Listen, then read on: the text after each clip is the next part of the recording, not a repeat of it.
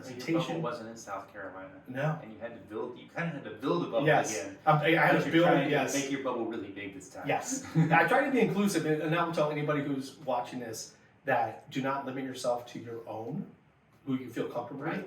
Be expansive. Yes. Like, listen to everybody's stories, because you may find that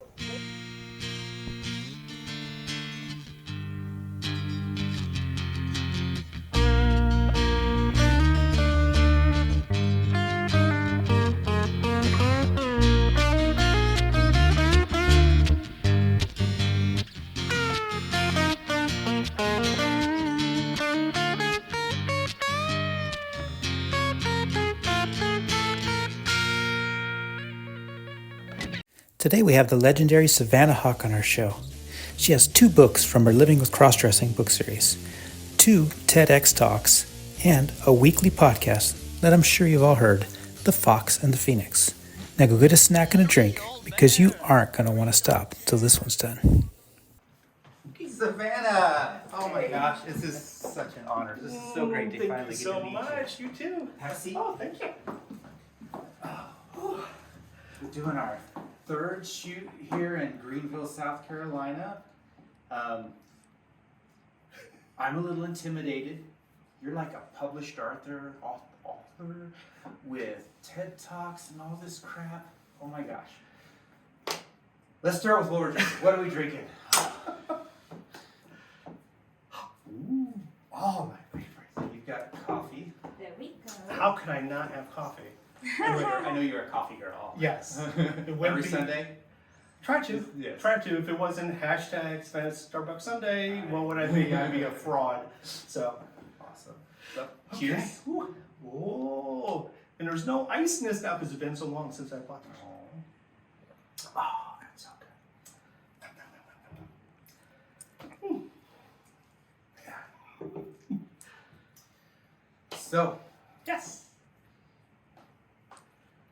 let's start at the beginning, because there's so many ways we could go at this. Let's just keep it simple and kind of just build the story. Okay. I'm sure everybody knows a lot about you already because of your infamy with books, the Bible, as some people call it. But where did this all start? Did this start young, like most of us? Well, I wouldn't even say most of us anymore. I mean, we all come at it different ways, but for me, 5 to 6 years old, I keep trying to like pinpoint like the actual real origin because I thought it was 4, but I think it's like between 5 and 6, I started having these urges to be like, ooh, I like what my mom's wearing. I like what she's got laid out on the bed after laundry. And then I just kind of slowly, that pull kept driving me to finally, sneak inside and get into the drawers and go into my sister's bureau and just start mixing and matching things while I was alone. You have a sister too? I do. I have an older sister by a little over a year. That was good for sizing then, I'm sure. It was, yes, it was very good for sizing because I don't know if I could deal with like my mom's, massive britches because that just wouldn't work out. But yeah, it was early in life and pre-internet. I mean, we're young, we're both young, but there was no internet at some point for the viewers, and I didn't have access, so I had no clue. But I didn't see anything wrong with it. It just seemed like it seemed okay to do. So without any outside influences, you suddenly just started wanting to wear women's clothing. Yes, you would think it was because somebody had groomed me, right? Or whether it be religion or whether it be like what I saw on TV. I was too young to like see anything on TV to be like, ooh, Tootsie, or ooh, Bosom Buddy. That came later. Right. Yeah. But in those days, it was just like, it was a thing that I liked. The only thing I didn't do, like you hear more stories of, it's like, oh yeah, my little boy put on the little sister's, Disney dress. I didn't have those opportunities to actually explore that way. You grew up in the Midwest. Yeah. In a religious Midwest. Well, but we weren't religious. Okay. We were Lutheran, so that's like watered down Catholic. But and it wasn't like the center of the household, our religion. But we were lower middle class, and yeah, it just seemed like a right thing to do for me, even though I knew other boys weren't doing it. Mm-hmm. So I just didn't really know. So I just kind of kept picking away at it throughout my adolescence. Did you ever get caught or in trouble for any things? There were 2. But this was way later. It was like when I should know better. Right. I was like 16. Parents were away, And I'm a huge comics fan.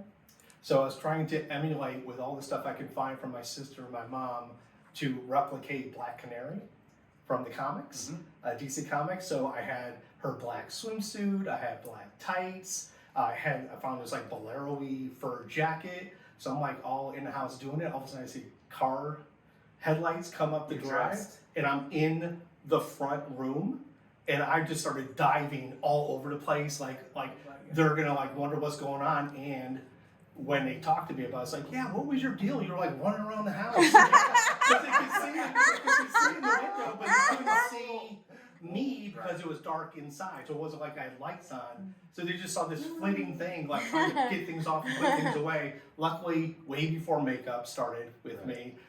So it was just like getting the clothes off and trying to like hide them or put them away. And I was but I had it right. My reaction was right because they were meant to come home. So to have people show up at like 2 a.m., like up your driveway, was pretty shocking and like scary for me. So I just played it off as like, I don't know, I didn't think you were coming home. And all of a sudden there's people in the driveway and I was freaking out and I was asleep. And so I was really good at like nice excuse. I think I got really good. I honestly think that being trans or trans influence and experience makes us good spinners a lot of the times because we keep it so hidden for so long. We have to learn to be so covert and make sure everything in the drawer is exactly the way it was when we found it. We end up like thinking on our feet more quickly if something were to happen, if we were to get caught. So like CIA, FBI Yes. material. I could have been. We could have been. I could have been the next Bond. Just without, I mean, I would be like the Bond girls, I would want to wear what they were wearing. But yeah, I never thought about it that way though until recently. Right. That I became good at that because I never thought about it becoming a skill, which I think has actually done a lot of benefit for me in life, especially in the office. For instance, like I'm really good at micro expression reading. I read people way better than I thought because I need to know whether I'm safe or not when it came to Savannah. Right. So being in an office where you kind of can see the tics, the movements, and the body language and like how their tone is, you could see all that and read it so quickly, it's just become ingrained. And I think that's actually made me a better person in the office and as just an individual to have some empathy and understand what people might be going People through. don't just communicate with the words. No. It's so much more the Yeah. actions and how they use those words. Right. So it's just sad that like it became ingrained because I needed to be safe or keep myself safe. So then you moved on to college. Where was college? College was also in Michigan, in Detroit. When did we get to New York City? Well, in 95, it was 94, 95, we had to move to New York because I had no money. And I was So living the with family my... moved or you moved? No, my wife and I were living with her parents, and we had our own business up in one of the rooms, and we were trying to make that work. Right. It did not work. And so her brother was living in New York, in the city, in a studio apartment, and we said, you know what, you're getting the papers there. There's no jobs here in Michigan. Right. So he kept sending us the newspaper or reading it off, and we would respond to the news clips and the classifieds. And every week we would drive between Michigan and New York City, Looking for a job. going to the interviews. Right. So we'd line up like 4 or 5 interviews and go, and then Right. come back and go and come back. And that's how I moved the day before I started working at the job I still hold today. After 28 years, I've been in the same That's company. awesome. I'm a Gen Xer. We still think Born it, of boomers. It's like, we still think it's a possibility. yeah, we say it's like till you die. I'll retire or die, one of the two. Yeah, so that's my ingrained. I just can't believe it's been 28 years, number one. But yeah, we moved to New York. Again, she moved a little bit after me, and we were all living in her brother's studio apartment in Manhattan on the Upper East Side. Not only the 3 of us, his girlfriend and their new baby. Oh, wow. Oh, good. So I slept on In the a floor studio. in a studio. I slept on a tri-folded quilt on the floor for a year. So it was fun. What you do when you're young and, Yes. and your body can still It take can it. handle it, yes. Yeah. I would do it if my body could still do it, but it's just like, no. It's No. Why?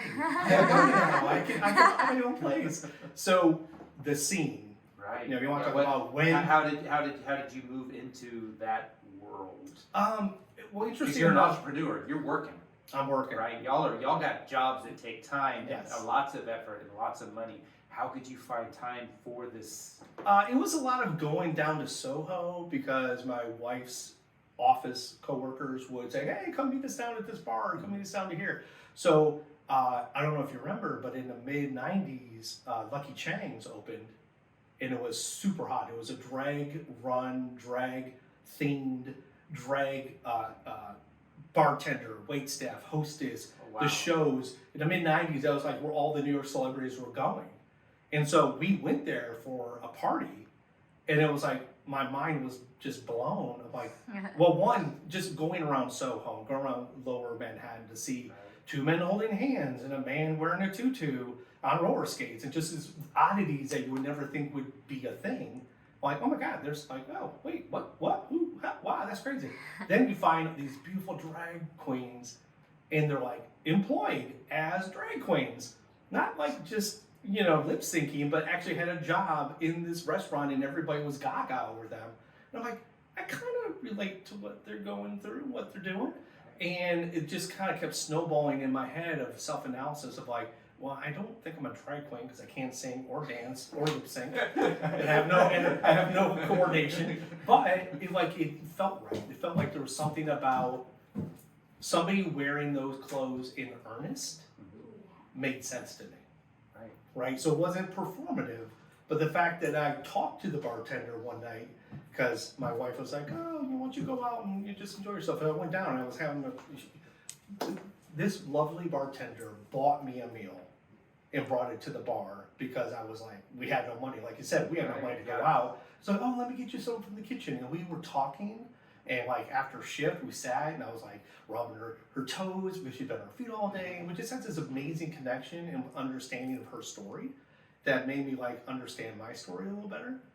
And soon thereafter, in '96, I just said to myself, I am a transvestite, which I was like, ugh, that word is gross. The right definition. Yeah, very tough word. I'm like, I don't like this word. I've accepted it, but I don't want it. I don't want it. So quickly, I went right into Crossdresser. Right. And that was, now that we've done that, my wife and a couple friends at work who were a lesbian couple, they took me in as den mothers. So you were, your spouse was good?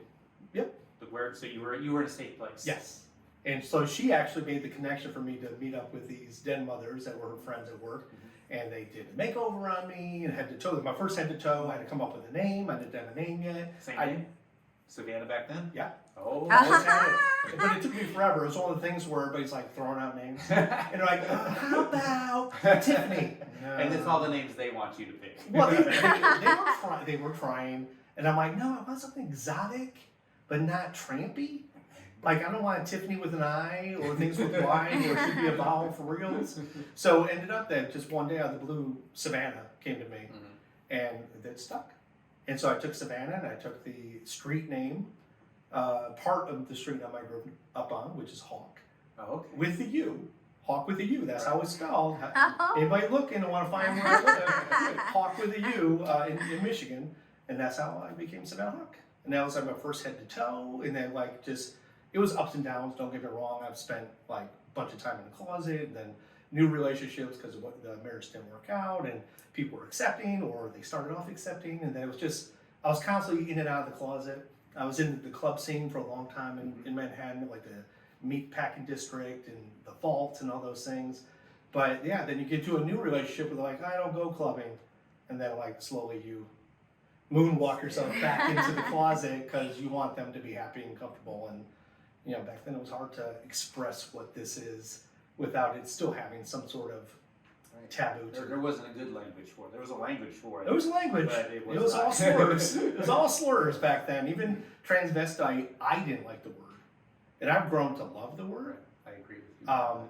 When you start researching where that term came from with Magnus Hirschfeld and realizing what it really means, it's like you kind of like forget that the slurs were all attached to it, which I found.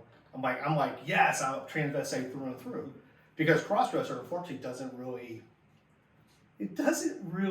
explain anything, and that's where the problem came in for me. I accepted crossdresser and I kind of made that my gender, but cross-dressing is not a gender; it's an art form. So as a result, I'm like, but why do I do this? What gender am I? What's my identity? I'm a crossdresser. You're just a crossdresser, but no. I cross-dress because there's something else. Whether it's going to be transitioning, whether it's going to be just trans feminine. For me, it's dual gender, where I'm very much all Chuck or all Savannah. There's really no in between. I'm not like androgynous. So for me, I finally, only in the last couple of years, since I moved to South Carolina, ironically enough, is when all these understandings of things came together. So that's been a huge, you would think I would have stayed in New York. Right. But staying in New York was actually the worst thing I could have done because I lived in the bubble. Like I knew my people, who were all cross-dressers, all trannies, and that was my little bubble. We went out at night, and we went to clubs. But it was your local support group. It was. It wasn't a bad thing. No, it was not a bad thing. It was part of the Absolutely process. But the problem is, you get comfortable there, right? And if you need to grow, well, I didn't think I needed to grow until I had to grow.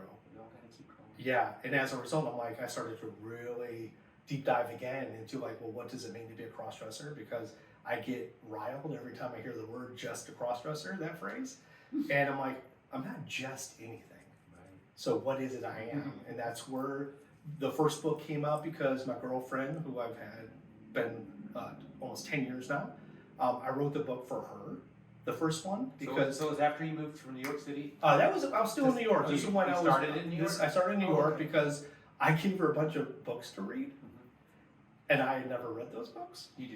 Somebody told you this. So, well, those were the books that we read, right. Our type read, and unfortunately, every one of those books told a story of I'm just a crossdresser until chapter 18 was like, and then I transitioned, right. And she was like appalled and shocked and scared. And you didn't know what she was reading. Yeah, I keep asking her and she kept dodging me and I'm like, what? So I realized, because I did go and read the books then finally, which I should have done to begin with, realized that it wasn't my story or even anybody in our lane of a non-transitioning male to female presenting person. And as a result, I just decided to get a bunch of couples who had people like myself and tell their stories. Where did you find them? Where did you get They were all in that local support. Okay. In that group that I was in that bubble of, Right. I knew all these couples of people who had come out after 20 years of marriage, or one that was scared to come out as their male side to the woman who was in love with them because they only knew them as their femme side. Oh my God. Yeah, so it's like all these things. So I try to wrap that all into the book Right. as these different tales that people could hopefully relate to in some way, as well as tell my story and Judy's story and understand like what we're going through. And yeah, it ended up being great for us and great for, I think, people who need the resource that couldn't find it. And then moved to South Carolina was when the second book, Genesis, because that's, like we said, that's when I was starting to rediscover more about what I needed to look for myself, for my sexuality, my romantic attractions, my gender identity, my presentation. Your bubble wasn't in South Carolina. No. And you kind of had to build a bubble Yes. again. I had to build, yes. Make your bubble really big this time. Yes. I try to be inclusive, and I will tell anybody who's watching this that do not limit yourself to your own, who you feel comfortable with. Be expansive. Yes. Like, listen to everybody's stories, because you may find that their story resonates with you too, or not. And even if it doesn't, that gives you more solidification for where you are as a person. So it's like, I don't relate to that. Well, good. Because if you don't relate to that, that means that's not you. Right. But that still means you're you. So yeah, that's the second book was all about discovery. And unfortunately, it should have been the book I wrote the first time. Because what I forgot to illustrate for myself and the readers is the first book is like, we're a relationship and we're going through this together. But I didn't build the language for those people who are the cross-dressers or the male or female trans feminine person to have the language to speak to their partners with any confidence. Mm-hmm. So as a result, that was like, oh, I really should have wrote this first and made that the second book. So that's the hardest part about our community, is that it's not this, it's a galaxy. It's so much. There's so much variance, and I think we have to love all of it. Yeah. We've got to embrace all of it because it makes us stronger and it gives us more of a voice. It's not, when we just limit our friendships or we limit our love to those people that are just like us, come on, that's not, you hear what that sounds like, that's not good. And that would be true for anything. I know. Right? That's like saying that you love, I don't know, the Jacksonville Jaguars, and you only associate the people that relate to that want to go and watch it as a game. Right. You would never tell anybody to only limit your circle to that one commonality. So why would you expect that for us? And I think what it is that we need safety. We need security. We need that safe haven. And as a result, we want that comfort. When we find it, we don't want to ever let it go. Because it's really scary to like have that and then like venture out again once you found it. But it also at the same time was the thing I was hiding. Yeah, and I wasn't either. Because I was, as a child, I did this. Yeah. And I got caught, and I stopped. For 30 years. Like, stone cold done. Oof. And she's the one that brought it out. That opened me up enough and made me feel safe enough to be able to go through share that it. again. Yeah. So I don't have the same route as everybody, but I've got a lot of the same. I understand how things started. Yeah, you do have a lot. There are people who go into the military, bulk up in the gym, do everything they possibly do to deny that thing that they were shamed into. You're the manliest fucking man in the world. Yeah. You're like, well, yeah, but I'm a big teddy bear. It's like I'm that person. I'm the one who's always not threatening. It's like, oh, you're so not threatening. I'm like, I'm a man, goddammit. I can be threatening. But it never works out. I'm always that one that whatever that aura is that I have is always there, no matter what. That's the same. Even when I was in the Army, I was the medic on the team, and so everybody always felt like they could spill their guts to me. They could always tell me anything. We could work through stuff with their families, with their kids. Yeah. All that kind of stuff. I was always that go. It was fun because I was that go-to guy. Even though I was the guy leading the stacks in the door and all the kind of crazy stuff. It's like. But yet you're sitting there going, why does nobody want to talk to me? I've had people come up to me out of the blue, like just sitting at Starbucks. Well, dressed as this. Number one, here's a story. Somebody out of the blue says, "Hey, can I ask you a question?" I'm like, I'm pretty sure what that question is going to be. So she says, "Yeah, I'm just letting you know, I'm like a Trump supporter, diehard Republican, Baptist." We start just framing the entire ideal of who she was. It says, "Why do you do this?" And the way she framed all those labels, I was like, "Uh-oh." No, she said in the battlefield. Yeah, she was like, "I'm letting you know, this is the line. This is the minefield you're going to cross." Right. But then she was like very earnest and like, why do you do this? And we had the most amazing conversation about it. She shared in that same moment, in that same conversation, that she was into bondage, and she was in a local bondage group, and she loved to be rigged and bound, and like. This is not a conversation you typically hear at Starbucks. Excuse me. So it goes to show you that don't ever take a label as the thing that they are, because there's so much more. Just like we are so much more, we need to understand that every person we relate to and get into bed with and see on the street, no matter how they self-describe, they're still a human being, and there's so many layers to it. The key thing is there's an us and them feeling now, but in reality, at a person-to-person level, it's not that. No, it's not. It's not that you. If you take the right approach with somebody, you can talk with anybody about anything, and it's just establishing that connection and that humanity that we all have. We're all still people. We all want the best for our kids. We all want to do better in life, and it's just that's all it is. It really all it is, and I would urge. We also need to be a safe space, because we're always saying we need a safe space so we feel protected and we don't get attacked and abused and sought after in a negative way. But we also have to be the person that can be approachable. And I think a lot of times we don't. I think a lot of times we have so much trauma built up from years of being victimized by others and being hurt in both physical and a mental way. And I think if we can be, and that's why I try to be now with my Sundays, just be out in the world. And if somebody were to come up to me and want to ask something, whether because it's a stupid question, like, they're just being silly or they really want to know, I'm there to just be that person. So I spoke to Megan off air, and I was like, yeah, they can just say whatever. And it's like, yeah, I saw a training today at the coffee shop. Well, they're talking about it.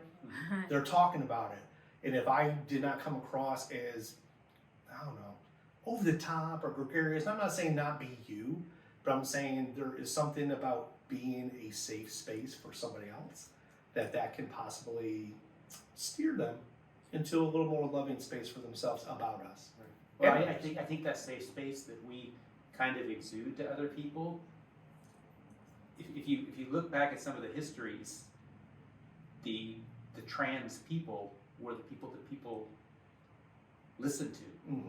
That because we were that safe space, we would give them that ability to talk to them about whatever they needed to talk about, and we would limit the judgment because we were outside the bounds of what people considered normal. Yeah.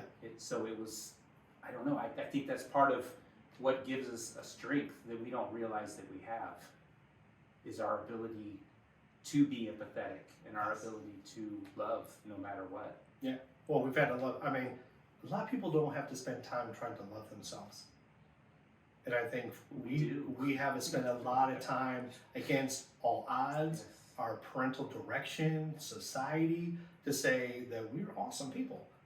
I feel I'm an awesome person. I've always felt I'm a good person. Like, there's nothing about me that's demeaning or angry or untoward towards others. I want everybody to be happy. So why would somebody look at me with such disdain just because I want to look fabulous? Right. It's like it seems like an odd thing to hang your hat on hating, and I don't understand. It's like, I could be an ex-convict. I mean, in South Carolina, there were times where if you had tattoos, you were never going to get hired because of the fact that you look like a hoodlum and some sort of convict, and people would see you. But now there's 20 shows on TLC and the Discovery Channel, Ink Wars, so all this stuff is on TV, and people have now an appreciation renewed, and now tattoo are seen as the art form it was meant to be. It's not, why do you have a tattoo? It's, Ooh. you haven't got a tattoo yet? Which I do not. Oh, I is there know. one in the works, or are you going to No, stay I'm here? one of those people that I would take 100 years to make a decision to put anything on my body, but if it were to be something, it would be a phoenix. Right. Like, cause Why would it be a phoenix? well, I don't know. I'm not sure. I mean, I love my phoenix. This my girlfriend gave me. This my girlfriend gave me. So if y'all don't know, y'all are just crazy if you don't know for whatever reason, but on top of 2 books, on top of 2 TED Talks, we have a weekly, Almost weekly, yeah, every Wednesday. mostly weekly, Phoenix, The Fox and the the Fox Phoenix of the podcast. Phoenix Yep. podcast, which is you and Julie Rubenstein. Julie Rubenstein. Shout out. And what is she in your life? She, well, I mean, that's a Obviously, story. besides the co-host. Yes, I mean, how is she in your life? Yeah, How she's did in this my start? life because I was doing a lot of outreach through my advocacy with the TED Talks and everything Right. else to be on shows and be like on other podcasts and other places. Have So representation. and have representation. Jennifer sometimes reached out from Free to Be She that she wanted me to be a guest on her show. And I'm like, oh my God, this is amazing. I was like so nervous. So we had that. Julie was also on the show separately. Okay. And then there was a movie night that Jennifer wanted a panel of previous guests to watch the movie, and we would break it down and talk about it. Cool. So her and I got together and almost instantly had this connection. Like in the pre, she was like trying to get her setup all nice, and she was taking mirrors off the wall and putting them back on, and she was like super nervous too. And we just like connected, and we both had this like same moment of connection. And later on, she says, "Hey, I really have all these ideas. I'd love to do something with you." So it started off as a whole different thing. Like what? It was supposed to be like we were gonna do blogging, mostly blogs, because she's a writer as well in some regards. In my writing, we were just gonna have like kind of a she said, like kind of going back and forth Resource blog. Yeah, and by the time it took to do one, I'm like, we could have just done a podcast. And unfortunately, I said that without a lot knowing less how. work. Well, You would think so until I didn't know anything about how to do a podcast. right. And so we finally settled on it, and we just figured out what medium to use, what editing to do. I had to figure that out, how to edit. I've never done audio editing before.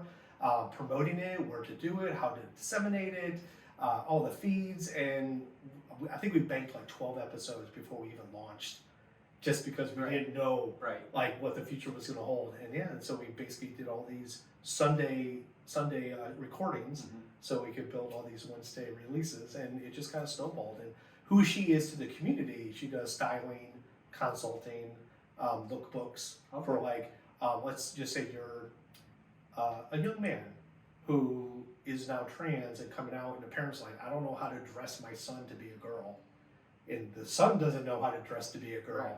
So Julie would come in and like check out your body type, check out what you kind of like your themes that you want to be, and she would put together looks for you, like so that you could feel very comfortable in like how you want to present and be feeling, and to feel very feminine and feel good in your body as it is. So that's how she comes to the community and how she came to the show.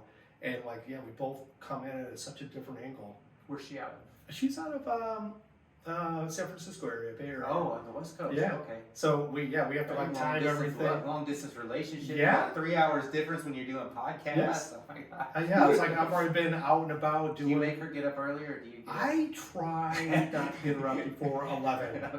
So we usually get her about 11:30 a.m. her time on Sundays.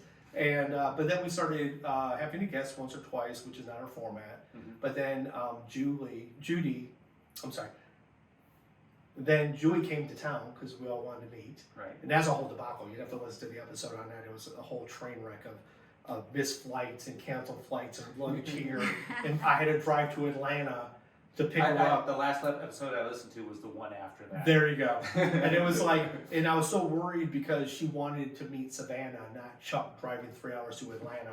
And I was already on the road, and Judy, my girlfriend Judy, was like, "Don't go to the connecting flight to Columbia. Stay there." So she got the message, stayed in Atlanta, came out, and we drove 3 hours back. But that was just us seeing each other for the first time. Right. And so we all went out, and we went clothes shopping to Ross Dress for Less. And I was basically throwing stuff in. They wanted me to try all this stuff on. I'm like, whatever, I'm going to do whatever you tell me. They had a good time laughing at me, which was always fun. And then we decided to just have a session with the three of us recorded. It ended up being 3 episodes. That was just us talking round robin about everything. So now we got such a positive reaction to somebody saying, Judy's the person I want to hear from because she is me, the spouse or the partner. The spouse. Oh my gosh! I wish there were more people out there in her position talking. Yeah. That's what we need for our communities. We need to show the women, or whatever the spouse is, support of this, because that's the hard part. Yeah, I would tell you that people have reached out to me and said, I'm looking for resources as a spouse, as a partner. And I would say, all right, I'll look. I couldn't find anything. I found a bunch of Facebook groups that were defunct or barely active. I will tell you there was a subreddit called Crossdressers Wives, I think. There's a subreddit for everything. But this subreddit is active. Oh, okay. It is actively active. It's moderated. They do a really good job of making sure that the partner feels safe to say what they want to say and not be over the topped by like the trans person going, well, this is what I think you should do. It's not about our viewpoint. It's about them feeling safe and what to do in that space. So I think that's a great resource for them. Maybe you can put in your show notes. I'll get put you the link. I'll put it in the link for sure. And they actually, I've heard from them and people from them about Judy, about how she's such a great resource. And they have started to, every time it's a Judy episode, they're like, hey, just another shout out, there's another Judy episode out on the Fox and Phoenix podcast. And now she's feeling like, I don't know how to deal with all this fame and accolades, because she doesn't think she's anything special about it, but she's in it. Anybody who's in it is doing anything. Yeah. That's the thing. So what gave you this idea to write a book, to think that you had enough to say, that you had enough knowledge, that you had enough gumption just to, in this crazy gray world that we live in, to want to put out that buoy for people to be able to find in the ocean, because it's what it is, a fucking ocean.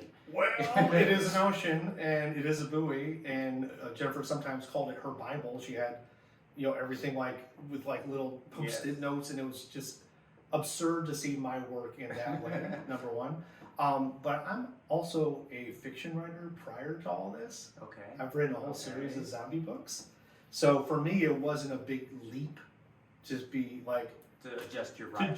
I mean, I never wrote nonfiction, but I will tell you the amount of time it takes to write fiction for me is 3 times the amount to write from my heart for Savannah. Right. Because you said, what makes me the expert? Well, nobody's more of an expert about me than me. Right. And I think I've done a lot of work, a lot of groundwork for myself. No, that's what I love. I love that about your stuff, is y'all research your stuff. y'all look into it to make sure that what you're saying isn't just what you feel or what you think, it's what other people, the community is talking about. I'm going to challenge you on Okay. that because it is my opinion. I mean, I can research something to death. At the end of the day, my thesis of the material is still my opinion. You're still looking at Yes. the source material. Yes. You're looking at the stuff, and you are making your own perception of it. Yes, exactly right. But it's an informed thing. True. It's I would not, say it's that's not true. just out. It's not, oh, I feel like this today. It's something No, that no. has some sustenance. Yeah, it's not an op-ed. Yes. I'm definitely not doing an op-ed. I will agree with you there. But I never want to come off, and even if you're looking in the books, at the foreword, it says, this is my Right. opinion of my life and what I know in my worldview and experience, and it is my education and my educated guess. I don't ever want anybody to take my word verbatim and as truth, because it really, like you said, we have so many lanes and so much of a galaxy, I get it. and I only have one little sliver of it. But when you're writing one of the first books, it becomes. Thanks, put all that. It becomes that, even if that's not your intention, even if you take a few words at the beginning and say, don't do this. People Thank you. I'm just gonna say thank you. People are gonna do it. It's just the way it is. It's well written. It's thoughtful. It's a huge resource. Thank you. I will. Yeah. Thank you so much. I will say that, and I will say that I have a huge imposter syndrome because I don't see myself as the resource. Nobody does. Nobody. Yeah, it's a big thing You for should any of know, us. okay, In this. You shouldn't. A lot of people do, and you shouldn't. Thank you. But I will tell you that every time I hear from a crossdresser, a trans person, and again, I'm not saying these are separate words, Right. but anybody who labels themselves within a community, whether a spouse, family member, the individual themselves, anytime I hear them say something to me that what I wrote resonated in some meaningful way, Right. like even as I'm saying that, it's very emotional for me because I never thought that what I was going to write would be impactful in a way that it has become. So I'm very humble about it because it's scary. It's scary to be that resource when you never thought that it was going to be a resource. I wrote that first book halfway out of anger because I read a post on Facebook the post was like, oh, this man was dressed this man was in a dress, we had a beard. Would you want to be by this person in this restaurant? And the stream of viscera as commentary, I read it. I read every freaking comment. I did not respond to any comment, but it was such like this fuel of like this misinformation just in people's opinions and reactions. It was that and Judy, and like she was going through the same thing in a different way with other resources. And I'm like, I want to tell the story that's right for me, because if somebody else is reading those same books, they're gonna also have such an obstacle to overcome after they've educated themselves. They're going to be fearful of all the hate that they've seen other people receive for this. Yeah. Not necessarily anything they've received themselves, but they're going to see what other people get in hate for this. Yeah. And if you don't come back kind of over the top on it. Yeah, so I guess I'm a balm or salve for all those people who are searching and being on your show. I mean, you are also an amazing resource. Do not sell yourself short. Please see now this is where the heel's on your toe. Because you said, oh, I did this and this and this. I did. I never thought I would do a TEDx. Right. Let alone did I think that in that same submission process for the first TEDx that picked me up, that somebody a year later be like, hey, who's this person from a whole different university? Right. And I'm like, what? I'm doing it 2 years in a row? I never thought that would happen. Then they asked me to MC their third year event that they've invited me back to. So there's been an outpouring of love and understanding and acceptance that I've seen, especially from the young people. Like anybody under 25. People. Exactly. It's like, I lament about our current situation and the people in power making laws and trying to drag trans down and write us out of existence, or at least relevancy. And make us a side note. They see the amount of love that we have. Yeah. They can't do it. It's silly. Well, it also gives them a nice, I don't want to get political, but it also is a tactic to draw away from real things we should be looking at. Yeah, So exactly. No, it is. if you weaponize this thing, then we don't have to talk about the borders. We don't have to talk about healthcare. We don't have to talk about our wars. We don't have to talk about our deficits. So we're an easy target. And do what I'll say also is the fact that we've had so much advancement or so much acceptance in the last 5 years, 7, 10 years, more so even, with young people wanting to be involved and young people also questioning themselves for the first time and being like, oh my God, there's a language we can all speak. And I'm like, oh, what does that language mean to me and how does it represent me? The fact that it's becoming so popularized and mainstream, like you said, there's always going to be a massive backlash from people who see that as dangerous. And so it's a good thing, and they're doing their own disservice by making it a big thing. It's like trans bills. Hey, Maud, what's trans again? And all of a sudden, the words become mainstream for everybody, not just people who need to hear it. So, yeah, thank you, lawmakers. So I'm gonna take a little break now. That fine lady over there is gonna come ask you a question, and then you get to ask her a question. Ooh, and I'll be back. I'm I so don't not know. prepared, but okay. Awesome. I don't know about lady, but She's a lady.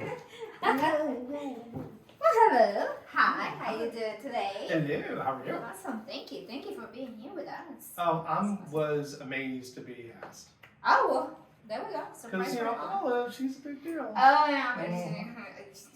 I can't live with her. I mean, I don't know how you live with her. Just kidding. So I heard that you like comic books. Yes. So, what is your favorite movie? The adaptations that they did. This, all the Marvel, the DC, all the craziness. What would you say that's your, I wish they can just have done it a different way or something like that. What would you like? I mean, I love Marvel. I even just watched The Marvels last night. It just came out on Disney Plus, so just watched that. Loved it. I don't like the fact that it gets so much hate. I think they did an amazing job. It was fun. But okay, that's just my plug for for her. She needs some love. I would say my favorite adaptation is going to be one of two. It is going to be something you're a little like, what? The Crow with Brandon Lee. Okay. Oh, That's old school. Oh, hell yeah. Because it was tragic what happened to him on the set, but that Yeah. movie was the epitome of what that story was. Yeah. And also for something that went to film in a way that was just so amazing would be Sin City. Oh, yeah, one of my favorite ones. I mean, the too. black and Like- white, and which is that one color pop. I mean, Marvel is amazing. Iron Man's amazing. I love First Avenger. They tell epic stories, but there's something about those two films that just kind of just told the story in such a great adaptation way, or such a funky way. Like even 300 is based on a comic book. Oh, well, I did not know Yeah, that I mean, one. it's a real event, quote Uh-huh. unquote, but the adaptation by Frank Miller for 300 was also very just stylized and cool. And I love when they stylize it to make it a little more comic-y, but not in a way that's just like... Look like ridiculous. Yeah. Well, awesome. And again, thank you so much for being part of this amazing, experience. And a question for me. Well, I want to make it super personal if that's okay. Oh, absolutely, yes. And it kind of Please goes do. back to what I said about living with this one Mhm. off screen. Because you said that it wasn't something that you came into the relationship with. Yes. So how did that evolve? How did the evolution from male mode Olive become Olive in you as a partnership? Well, like we were discussing before, it was when we met, it was a male only relationship, male-female relationship. And I have always been curious. And I always like to explore a little more of what the traditional, male and female sexuality is. I always like to play. I have never been fan of toys, but my own body to discover different feelings and different holes. And that's how we started it. And we started like after, I would say 5-6 years after we were married, exploring that. And the amazing booty that she has, She's I very was like, you need to put that out because somebody will pay top notch to see that. Just but I have always been, show it. If you have it, show it. And it's like, if it doesn't feel right or something, I will tell you, and if we can just discuss how you feel about doing different movements or dresses or different moods that she has or whatever. We are always trying to talk to each other. It's like sometimes we don't agree and what she likes and what looks better. But that's the beauty of it. Like sometimes I like how we look something and her, and sometimes she's like, no, I don't feel like it. But I was like, okay, whatever. But we always try to talk, and then it's just like, it's that middle point we met, and it's like, okay, I compromise to these, and we'll just like adjust. Yeah. And that, but yeah, it was never something that we started since we started our relationship. It was something that that grew into something that now is like a big thing, even if she doesn't believe it. But yes, it's a and every time that I meet new people, it's an amazing experience. I love it. It's like see the transformation. It's like, oh my God, yes. One more. Yes, every time I meet somebody new, it's amazing, and I love it. It's an amazing experience. And I love that you love it. Oh, well, thank you. Because that's a great part of being in this community is having people with openness and trust and being safe and communicative and just embracing. Yes. In whatever way that looks. It doesn't have to be nth degree, but just if you embrace it a little, become comfortable with it. And how many of us get so stuck in our little comfort zone? Again, everybody, not just trans people. Yeah.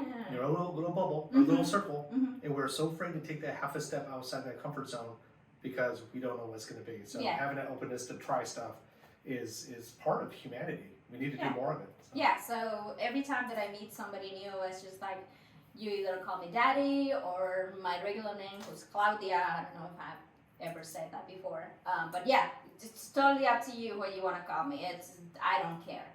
But if, I accept for whatever you were bringing to me, whatever it is, I don't care. It's just like to be happy and see you smile, see you radiant, and, just to be happy of what you present. It's just this amazing part. Yeah.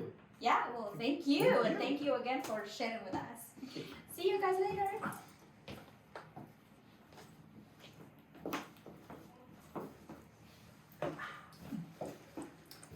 So we're going to move into the last three. Edited version. What kind of negativity have you run into along the way? Is it mostly online? Is it mostly when you're in person? Is it mostly, what are we talking about? What do we run into? I have been blessed. I don't say that because I'm a Southerner now. I've been blessed with just so much love with people I meet. Right. So that's never been a problem. I've never really been around people. I don't choose to be around people anyway that would be that way. So I don't expose even Savannah to people like that. Like I pick and choose. Like I am so still in a closet with so many people. Like some people, I just came out to my boss after 28 years of working with a man. And I just told him, he's like, why didn't you tell me sooner? You know I'm the most liberal person you know.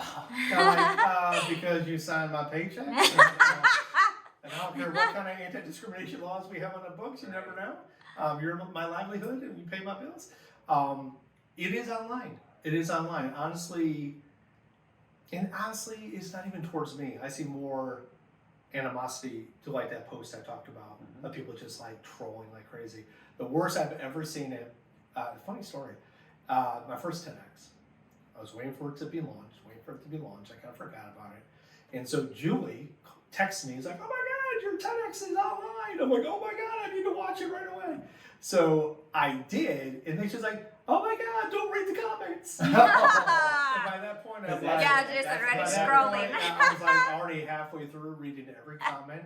And I will tell you, I think at the time, I want to say there was already 300 comments on it after the first 24, 36 hours. So much negativity. Oh, is that a dude in a dress? They look pregnant. All right, height of COVID, yes, I was a little heavier, but I don't use a shame that is female-based, because if I look pregnant, so you think I'm a girl? Okay. So yeah, a lot of animosity, but then I started seeing these little loops of replies of saying, "Thank you so much," or, you know, the comment that was so stupid and a lot of filled with animosity was being softened by somebody else's acceptance. So yes, I read all the comments, and I think I ended up being 600 comments, so again, 80% negative. My girlfriend, Judy, was in New York or Connecticut. She texts me and says, "Do you want me to come home?" Because she was so worried that I would be just a puddle of goo on the floor with all of this. And I said, "No, I'm fine." Because everything I said in the TEDx was what they were saying back to me. So you knew they didn't listen to the TED or watch the TEDx, but they were like, "This person's this." I'm like, "Yeah, that's in minute 13 of the TEDx talk. I think would actually have engaged a little." So what I'm finding is a lot of negativity anytime on social media. That's where it all plays, seemingly, because again, that's everybody's bulletin board these days. But yet, I find I'm so not affected by it anymore. The only time I'm affected by negativity is when it's close to home. Right? It's like the people I have the most love for and respect for, if they don't love me, and I know that's a silly way of like, I need validation, but it's their opinion that matters to me, not the masses, the blind masses that have like, "Double Duck 73. I don't care about Double Duck 73's, you know, rant about me looking like a dude. So So mostly online, very little in person. No. But you go out all the time all the time. in a southern town. Yeah. But that being said, But you also pick where you go. I do pick where I go, but also the upstate, Spartanburg, Greenville, and then Asheville in North Carolina, is very progressive. Not Nice liberal. little spot. It's a nice hub because there's lots of colleges, lots of international business. Asheville is like Manhattan South. Asheville's wonderful. We did a girls' weekend there. Yeah. So that kind of also has helped with the amount of animosity. Right. It's still very religious. See people come in Starbucks all the time after church, and nobody gives me a second look. And Judy said to me, "It's like, yeah, maybe you're not doing as good as you think you're doing because you're more passable than you think you are." And I'm like, "Oh, yeah, maybe people don't think I'm trans because they don't realize I'm trans. Right. So maybe I should put a big sign that says I'm trans. Ask me a question." I don't know. I'm working up to that. Or maybe I just, yeah, little flag, a little rainbow flag with a little fan blowing out of it. Like, "Hey." Yeah, I've been very lucky and down south for whatever reason. I don't think it's luck. I think most people are just fine with it. I think so too. I think the one thing I will say that if you have confidence in yourself, however you look, however you present, it makes everything. So you come in timid and kind of, you know, I don't know, creeping, and you're like really just kind of periphery, and you're just people react to vibes. Right. They react to energy. So if you come in, not loud, but if you come in with your head held high and your tits up, like people just will see that as positive. And what you gonna do? You know, admonish somebody who's got a smile on her face for why? That doesn't make you look good. That doesn't paint a good color on you. So. And holy fuck.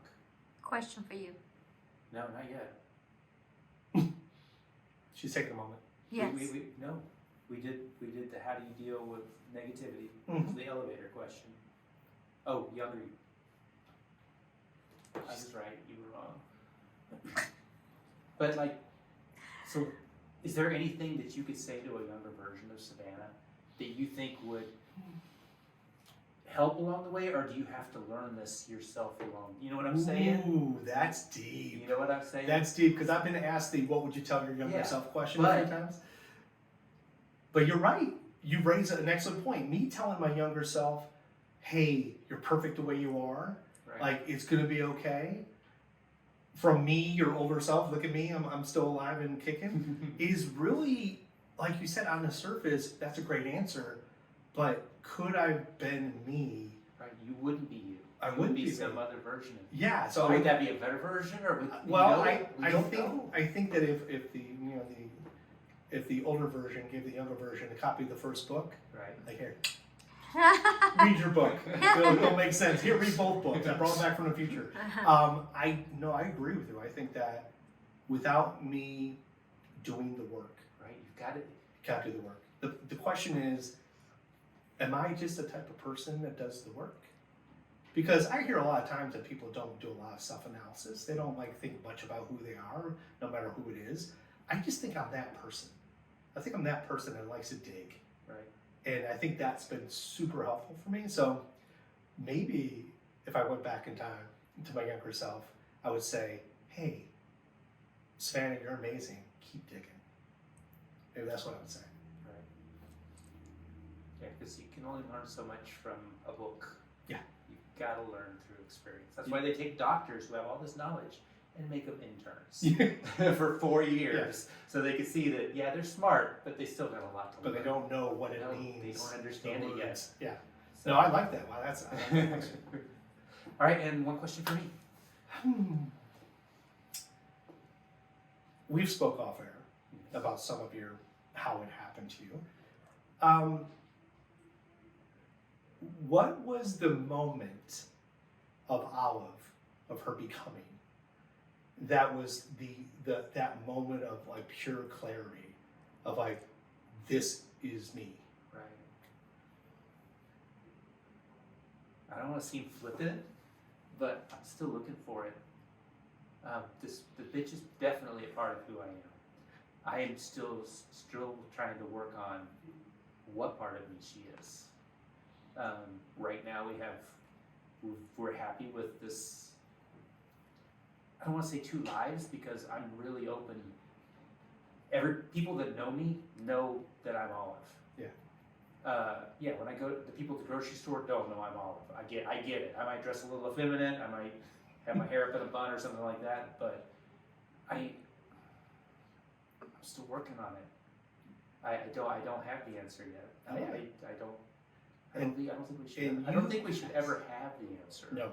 I think we should die still looking for that answer for whatever question it is we have. Not just this, everything. I don't think the answers that are fed to us, that we can read about, that are given to us, are necessarily our answers. I think everybody's individual. Everybody's beautiful. Everybody has their own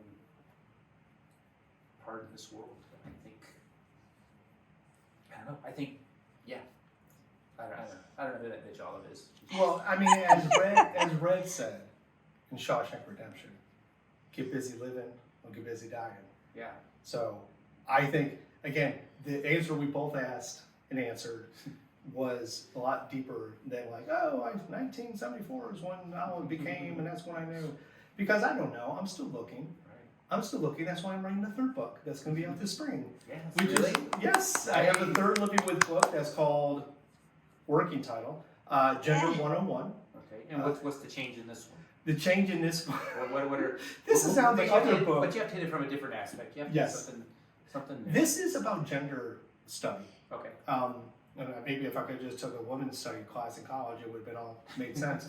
But what I'm doing is, remember what I said earlier about Magnus Hirschfeld and actually now being in love with the term transvestite. Right. And I've taken that as part of the story of like rediscovering that as like a truth and not taking it as a bad thing. I also try to point out really silly examples of like, we think we're at the top of the animal kingdom, and yet somehow in all other God's works, there's so many examples of how gender is diverse within that organism. And I'm not talking amoebas, I'm talking clownfish, I'm talking hyenas, I'm talking, higher mammals Right. that change sexes. So how can we think that we are purely a two-gender system when everything else on the planet seems to have a lot more diversity in us? Looking at tribes that have a third gender as part of their culture. Like trying to just exhibit the kind of all the questions we're asking now, which is like, no, we are binary, it's gotta be this or this. Well, but if you look at the world in whole, that's not true for so many things, no matter what's being told to you.